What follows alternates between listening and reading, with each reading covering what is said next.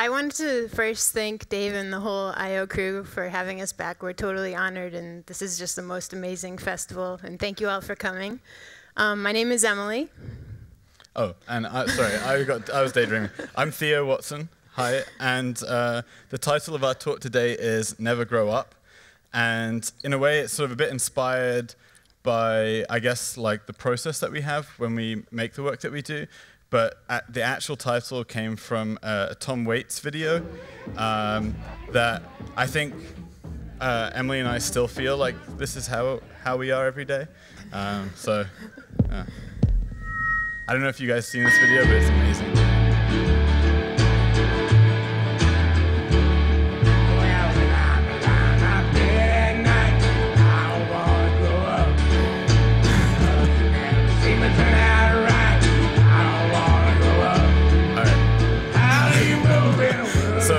So for us, like, you know, staying young, playing, creative exploration, not taking things too seriously, I think is kind of key to what we do. And then also sort of this idea of developing a kind of what-if approach to things, which is like, you have this stupid or crazy idea, and it's like, what if we actually try to make that? I think any idea that starts with, wouldn't it be awesome if, or... Wouldn't it be insane if? Yeah, but, those are the ones to pursue. So today we'll be showing 3 projects from the past year where we kind of took this playful approach. And one is a very quick prototype, and the second is a large-scale interactive installation, and the third is a long-form experimental documentary. So it's like 3 very different projects, but we're kind of approaching them from the same way of working. So the first one we're going to talk about is called SkaterViz. And this is definitely a big what-if project. And to be fair, it's also a sort of project we thought someone else invented called Aaron Barthel. He posted this on FAT, which is an awesome organization, by the way, a very serious art organization. And in case you don't know it. And he posted this video. You know, so I saw this and I was like, oh my god, a pirate box is something that like measures rotational velocity, and you know, he's doing some crazy like thing to like measure skateboard tricks. And then when I found out that actually it was sort of like a kind of Linux-based like server for kind of portable internet, I was like, wait, what if we actually just tried to make that idea? So in a way, like credit to Aaron, because I thought he invented it. So the idea was sort of, could we use, you know, something to measure a skateboard? And we thought like an iPod or an iPhone. These are very expensive gyroscopes, essentially. But something that everybody has in their pocket. Maybe kind of a first world problem, but I don't know. So we kind of came up with this idea, and if we could attach an iPod to the bottom of a skateboard and then visualize the tricks. And we, of course, didn't want to sacrifice our own iPhone, so we just used the iPod and initially tested it on a little dolly in our office space. And actually, like later on, I was like thinking about it. I'm like, why does Emily need to be on the dolly? Like we did all these tests where I was pushing Emily around. There was no reason whatsoever. I had fun. I just think it just made her happy.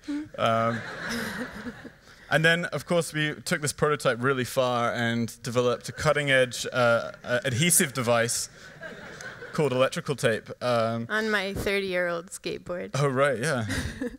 And so this was us testing just some basic stuff to start off with. Notice the Eyeo t-shirt representing. Yeah, we take it very seriously. And this is actually pretty embarrassing, but this is us me trying to actually skateboard, and I'm a terrible skateboarder. This is just to get a sense of if we could actually not only track the rotations, but the position of the board, despite the fact that I look like a retarded dinosaur. So this is what that run looked like, and we were actually able to sort of get an overall sense of, you know, not just like, you know, flips and stuff like that, but actually the position of the board. And you can see here sort of some of the early things where we're trying to measure data. And one of the things we learned is that there's some real strengths and some weaknesses to the sensors on the iPhone. The gyroscope is amazing, The accelerometer is not so great. And you can see here, like the blue arrows is essentially the acceleration from the accelerometer. And then below that, we're trying to integrate that to get the velocity of the board, and then trying to integrate that and get the position. And you can see very quickly the error in the sensor data and the kind of how often we're sampling, like immediately kind of kills this idea of being able to detect the height of the board. But we found like a kind of a pattern for when a trick started and ended, when the board left the ground and when it landed. And we marked these with these little orange balls. And from the time that it took from the board to take off and land, we could actually make a pretty good estimate on the height that the board went. So a lot of these things were sort of like, working within the limitations and kind of inferring some stuff along the way.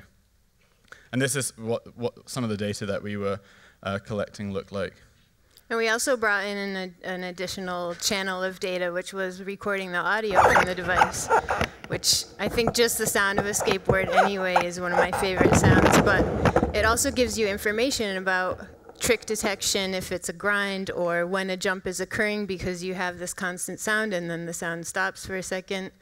So that was another bit of data that we used to kind of inform detecting tricks. And then the other thing we did was we wanted to figure out how we were going to visualize this data. So I would export stuff from Open Frameworks into DXF format and then give it to Emily, and she would load it up into Cinema 4D and then actually sort of do some kind of nice experiments with it. So these were some early tests to see what we could do with the way that the runs look and also with the software, because we had this idea of being able to favorite your runs and detect how many tricks are in them, and then also like in the playback scrubbing to see like where along the run the tricks are actually occurring. And when I saw some of these renders, I was just like, holy fuck. Like, okay, I'm going to try to figure out how to do this in Open Frameworks, because like Cinema 4D has like deferred renderers and all sorts of another thing stuff. we really wanted to do, of course, is figure out a way to augment these visualizations over footage that you're actually taking.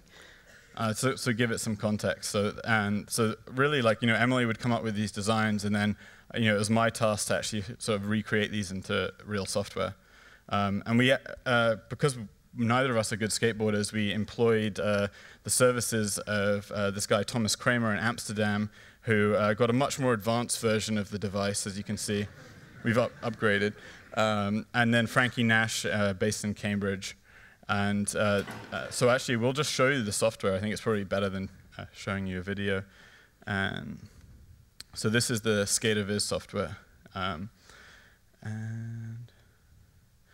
so there's a bunch of different things that are going on, and you can kind of see that it's pulling up the rotations. And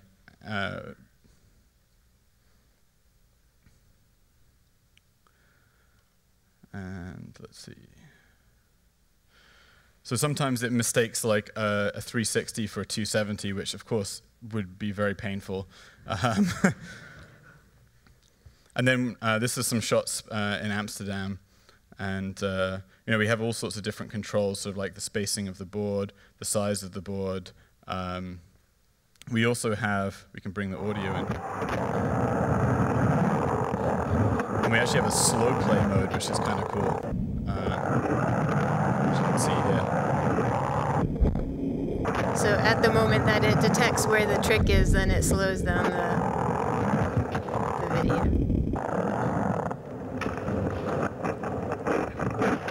There are like there are sliders like called extra and blank and debug. This is something we just sort of made for the fun of it, and it was really just to kind of see if it was possible. I'm kind of looking forward to doing some new stuff with it. And then we also have this poor guy. I feel bad for him. Let's get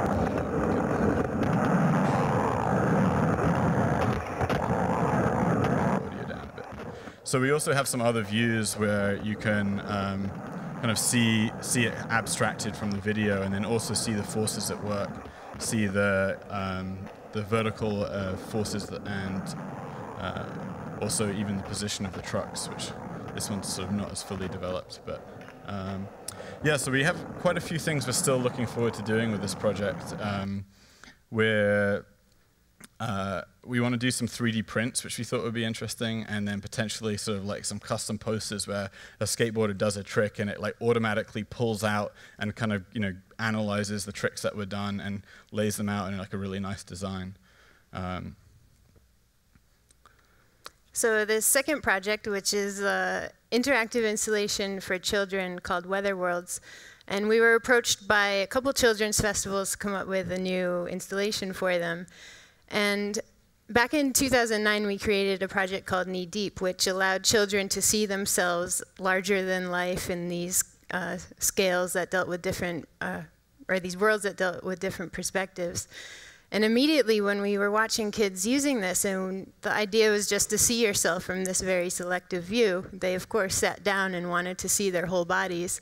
So we always had this idea that we wanted to revisit the project and build a full-scale version where you could see a full body interaction. We're also a bit obsessed with weather and have been wanting to do a project She's a bit obsessed with weather. On weather for a while. So we thought it would be really interesting to give children power over the elements. So these are some early sketches where we thought about shooting lightning from your fingertips, or if you sat still, you would start to freeze. Or you could make rainbows with your hands. And conjure big storms. So we kind of, based on those ideas, we started to develop this interaction language that could kind of be consistent throughout the experience of shooting and sitting still and different gestures. So we kind of took those and then began a testing process. And this is actually one of my most favorite parts of the process, which is shooting a ton of test videos, which require a lot of imagination because you're basically interacting with nothing. You can see Nick Hardeman, who was working on the project with us, is really getting into it, stomping, throwing imaginary snowballs. But once we had these test videos and we had this vocabulary that we were looking to detect, then it was about kind of building a toolkit for recognizing these gestures. And this was actually some code that we had written like 4 or 5 years ago when we were in Amsterdam. And we looked at it again and refined it. And basically, it's a 2D skeleton tracking. So it's sort of like, you know, a slightly kind of poor man's Connect skeleton tracking thing. But what's really nice is it's just a few files. We're going to release it as an Open Frameworks add-on. And it detects the head, the hands, the feet. And even if the hands are like on the same side of the body. And then we're doing stuff like detecting where areas that are horizontal, so if you want to have things appear in your hand, and also detecting like the speed and the movement of your different joints. So after that, then it was about actually also testing kind of, you know, what sort of designs and visual styles that we wanted to work with. It was kind of a simultaneous design and play testing. So as we continued all of these different interaction tests, we'd kind of throw in a bit of design, see what worked, see how we wanted these environments to look.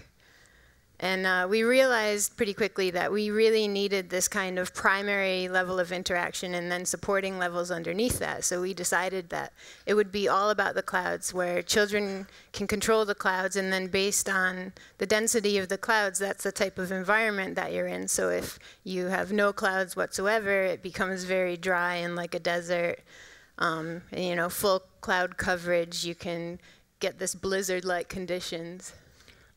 So we were also just sort of testing sort of both aesthetic, but also sort of how much clouds, how they would work, and kind of getting like the kind of numbers essentially right. Sort of like, is this too many clouds? But you know, it was really fun. It was especially fun when you would get obscured and you'd try to like poke your head out, and you like literally had your head inside the clouds, which I thought was kind of fun. And this was, Emily didn't want me to put this slide in, but this was how she was playing with the clouds. There were toxic fumes that day. Okay, well, she looks like some Mortal Kombat character. I think it's very cool. So we were also like testing, you know, these different elements that the children would be creating. So like tornadoes. So these are early tornado sketches, where you could actually see the rotation of them. And then we had this kind of crazy idea of like, maybe the tornadoes are going to rip up the trees and like send them flying. And so we kept kind of going back to the original interaction language and then started developing pieces based on each one of those. And this is us imaginarily creating tornadoes. I don't know if that's a word, but And this was one where you could stomp and actually create the landscape behind you. Emily and Nick testing stomping and dust interaction. And also, yeah, and if it was dry and you were stomping, you kind of create these giant dust storms. First lightning bolt sketch. And then playing with the lightning bolts, which felt very powerful, I have to say. Yeah, this was a really nice moment. we played quite a bit with this one because we were doing kind of edge detection on your contour, so you could actually shoot lightning at someone and have it land on them. We played for this for really like 10 good. or 15 minutes, I think. And I think that's the thing is like, is like finding those moments that you're like, we hadn't really planned for this, but this is something that like we're grinning like from ear to ear. So like, and that's really the important of this sort of playtesting process. Emily also figured out that she could shoot lightning bolts from her feet.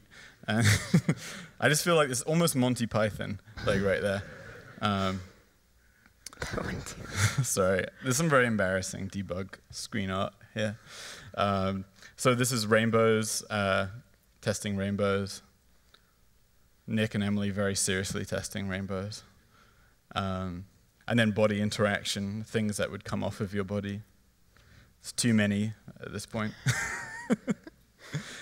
And then scale is another thing that we're all constantly kind of blown away by scale. And every time we think we figured something out, we project it a little bit bigger, and suddenly we have to change all these different parameters because the scale of things really does make a big difference.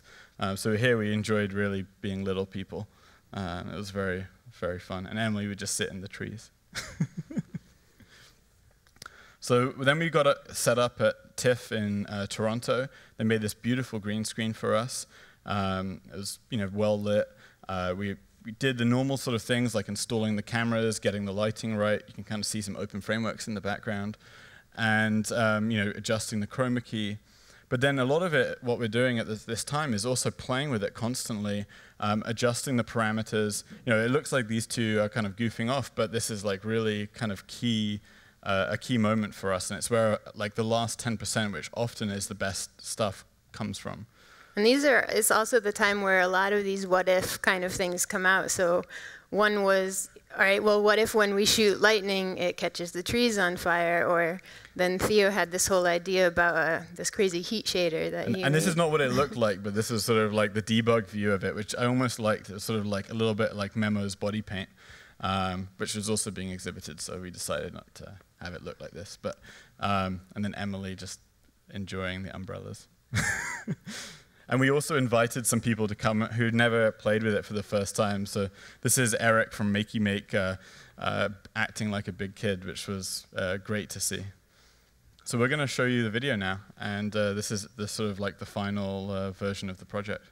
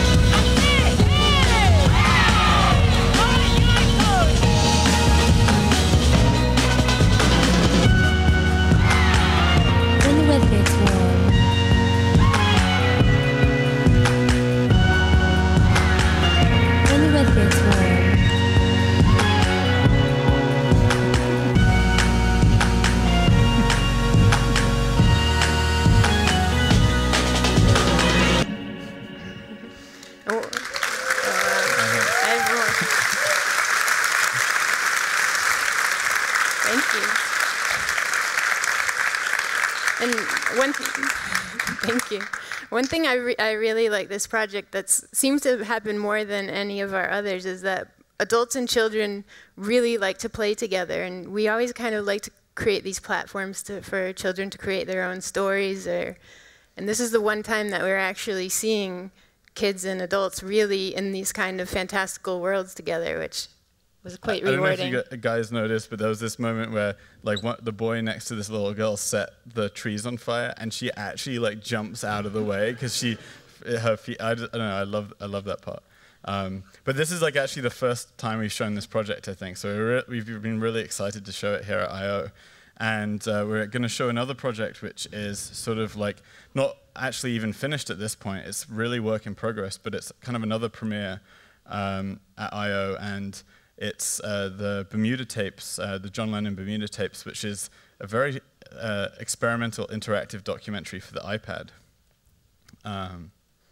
So this is actually telling the story of John Lennon, the last album that he made, which was actually a collaboration with Yoko Ono, and this was pretty soon before he died. And he hadn't been making music for quite a while, and he had sort of really fallen out of the kind of creative process.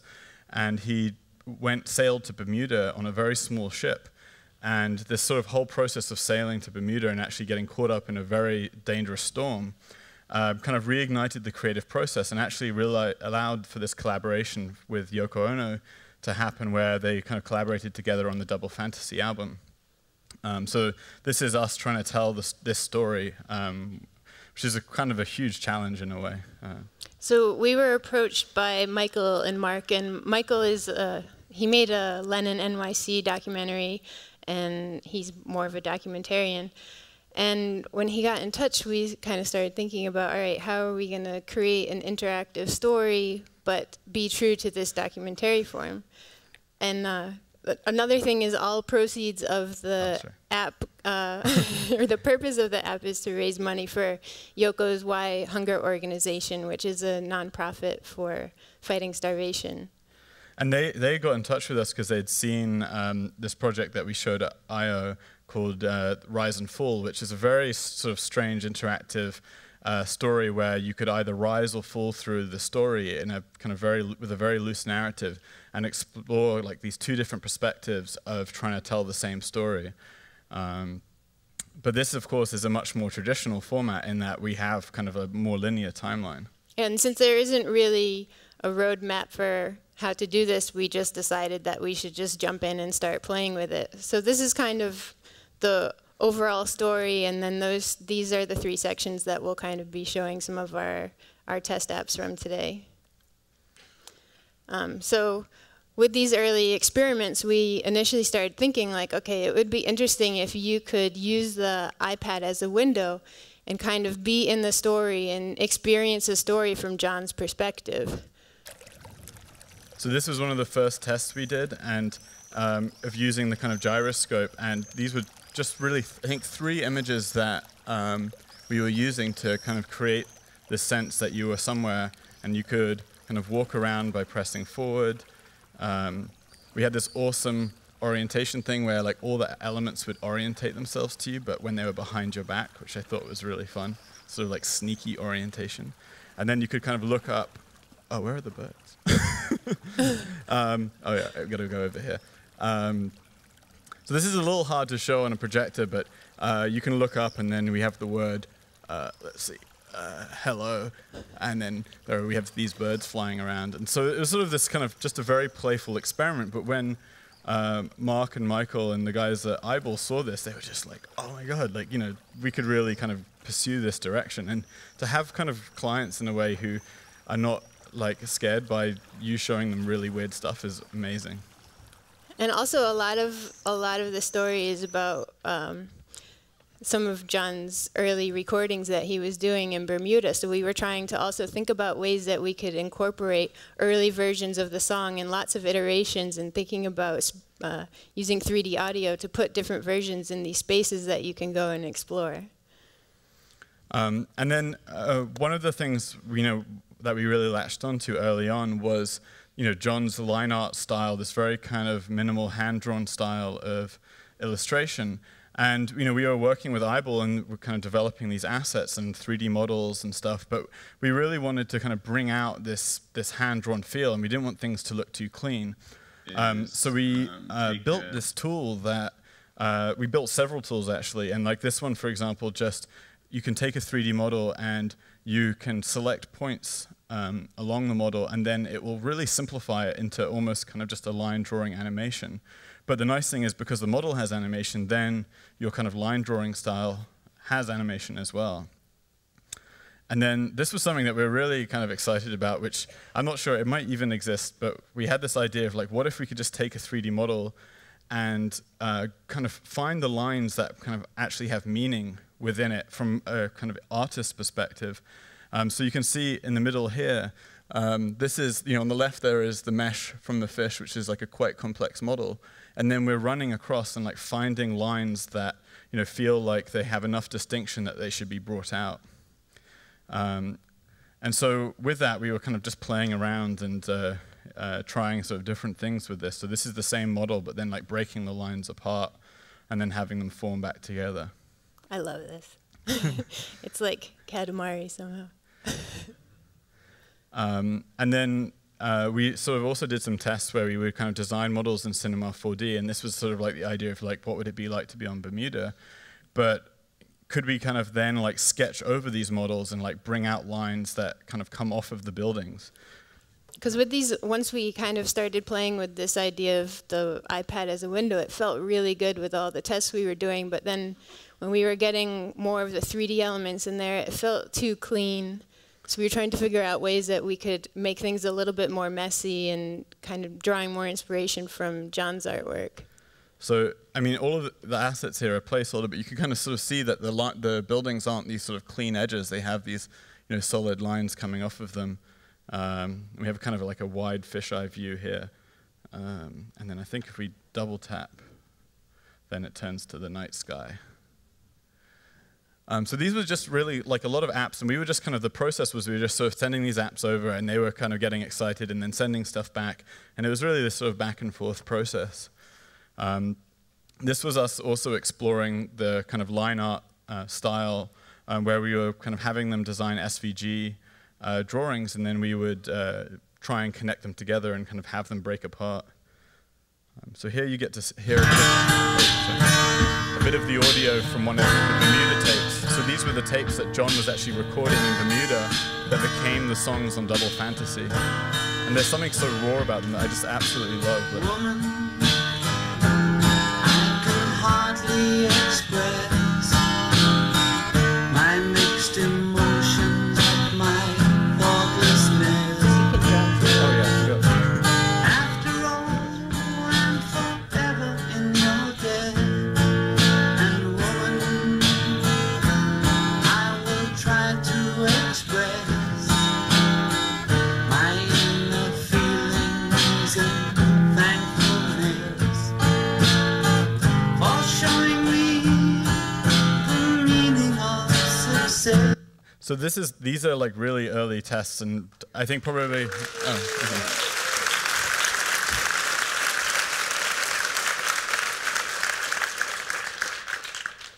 And then we also then realized that we were like missing out a little bit by not kind of being able to work in like actual illustrations or more bitmap images.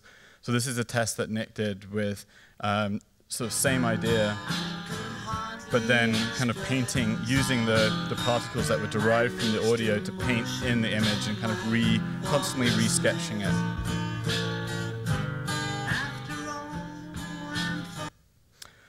So now what we're going to do, I think, is show a kind of the first of, and this is work in progress again, of the sailing part of the story. So let's see how this works out. And this is going to be, I think, a 12 or 13-minute section of the app, and you get to hear a little bit of. I sailed from Newport to Bermuda, 3,000 miles, 7 days at sea, for my first ocean trip, and it was the most fantastic experience I ever had. So we have we're using the accelerometer to sort of allow you to steer this boat.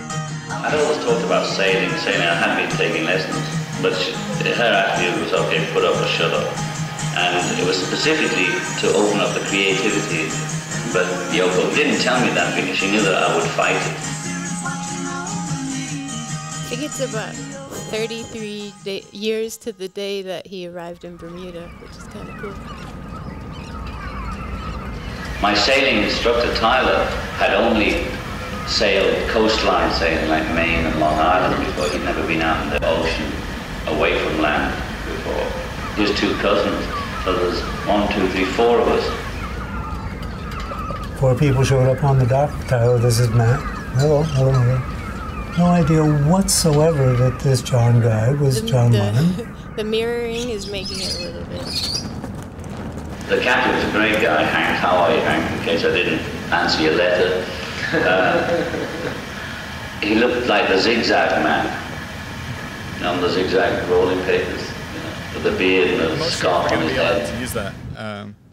So we'll just fast forward a little bit because this is sort of an experiment where we're loading all the assets in by SVG. But we'll go kind of just jump ahead a little bit. Behind the bed, literally. And I don't think I took it down in 5 years. So this is sort of the part where we switch to the 3D view, and the boat is actually 3D the whole time. And you can But we like this idea John of and I are on like watch, and you're starting and it blue feels water, more like a crystal clear. storybook, and then Morning, at you the look time and when there's you kind of come dolphins more into swimming, John's perspective, you circling. get this 3D view. if you haven't been to sea, that's kind of a neat thing. So this is our own version of Puppet Warp, patented, I guess, by Adobe.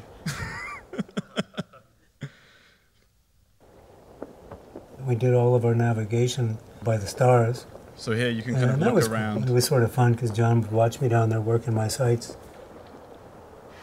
And the captain, although he had navigation equipment, he did most of it the old-fashioned way, sighting with the sextant. It was fantastic.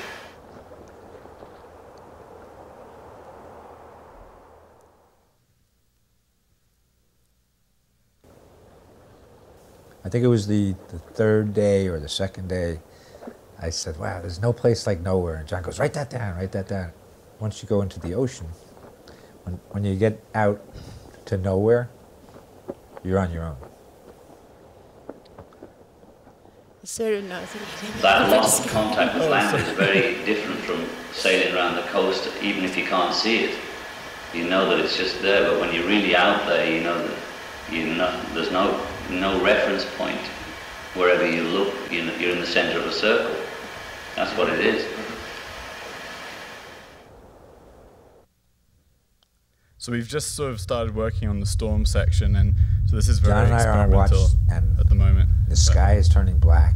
I'm like, this is what's going on? And then it started getting really bad. And there is some flashing, so if you're epileptic, close your eyes. When the storm started in the afternoon, lasted 3 or 4 days, major storm. My instructor, Tyler, he was there with me, but he was sick as a dog. He couldn't move. He was just sort of like that. And so his 2 cousins, I blamed it on the food. Notice the thunder is actually delayed by a few seconds. Just wanted to point that out. So anyway, this is very much kind of, it'll probably change a lot. We're releasing this in October on John Lennon's birthday. So this is you actually catching us sort of mid-process, and we're constantly sort of changing things and tweaking things. And yeah, these are some sort of early tests we did, and actually some stuff that we're still kind of looking at. So this is like another way of looking at the storm. Some video of it. With a lot of these early tests, it kind of ended up feeling more like a sailing simulator. So we started trying to think about ways that, without as much information, like rather than seeing an entire mesh, just hinting at things and letting the user kind of fill in the rest of the space. This was the time I got to design the color scheme. I think it's the only time it's going to happen, so I always love to show this. But you can actually see here that we're using our edge finding tool to kind of animate the boat and make it feel less solid, even though it is a 3D model. And so these are some other sort of experiments that are kind of more of a minimal C, and then actually even just completely illustrative C that's not even realistic at all. So we wanted things to feel a little bit more fantastical or whimsical, and really take some, make it more about about the story. So we'll show another section of the app, which is the disco, which is when John actually goes to this disco in Bermuda and hears a song played there that kind of suddenly makes him realize that that Yoko and him should really be the world should be embracing Yoko and her music, which in a way was far, far ahead of its time. I think you'll be surprised when you find out what the song is, actually. Let's see, disco.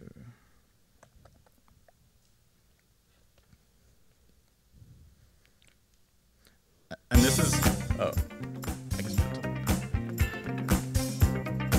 when I was in Bermuda, just before we made this album, I was finally dragged to a disco by an assistant of mine. So here you can actually kind of look around a bit. It's a combination of parallax and gyro view, which we're calling periscope.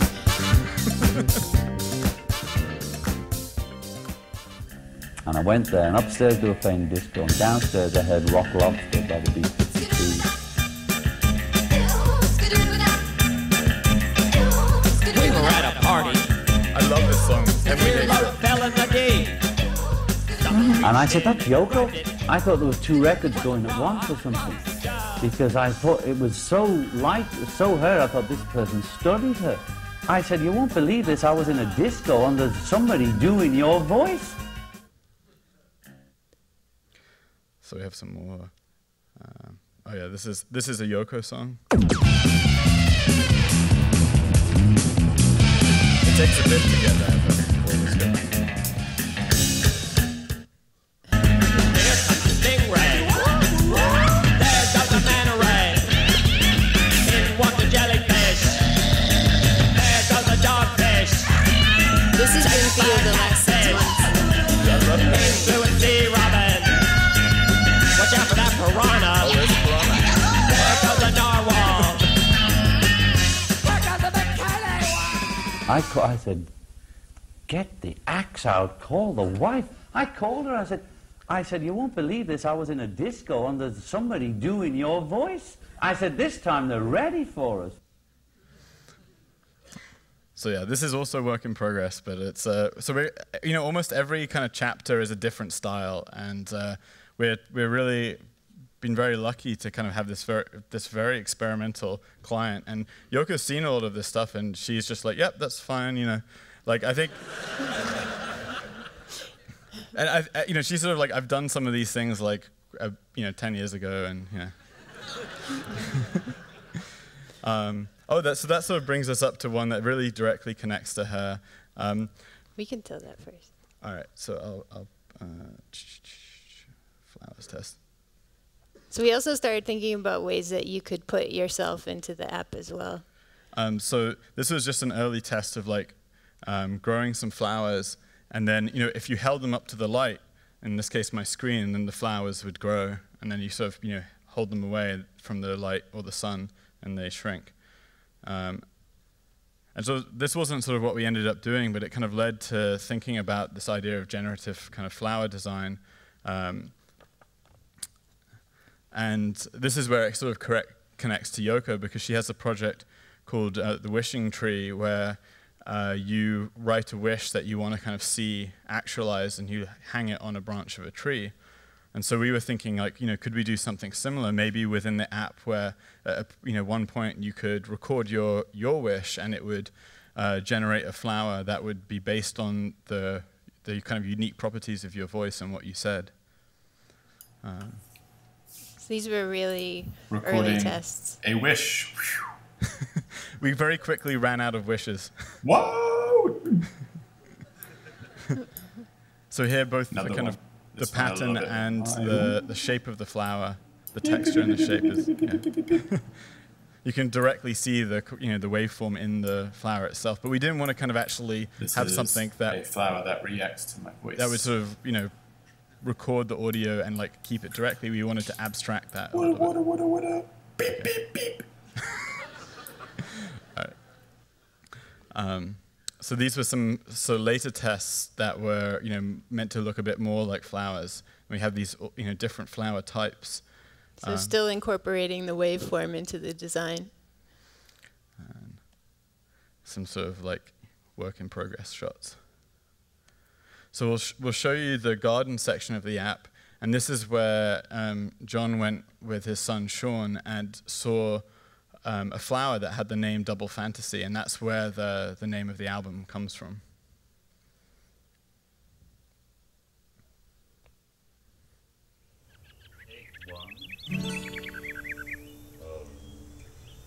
boy, now known as Beautiful Boy.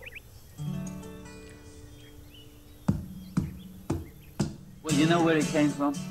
You better tell. I was taking Sean and the nanny in Bermuda to the Botanical Gardens for lunch, to the Italian restaurant, because I could get espresso and Sean could get some junk food. And I was just walking in, I looked down and it said, Frisia, Double Fantasy. And it was some flowers. And I just thought, Double Fantasy, that's a great title.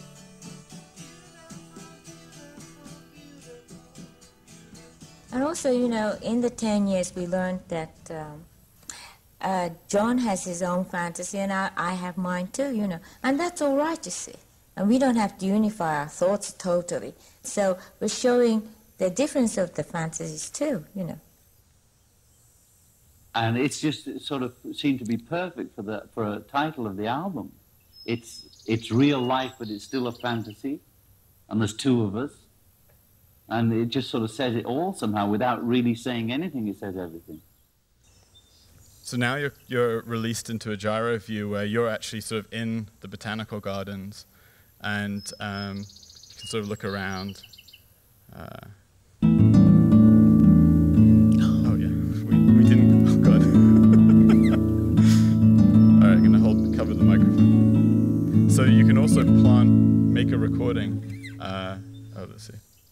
This is my wish for Eyeo. I didn't prepare that. And then you can drop the seed in and grow your flower, and then look around and kind of plant another one.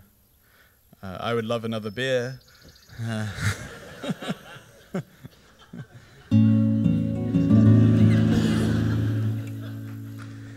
Oh, God.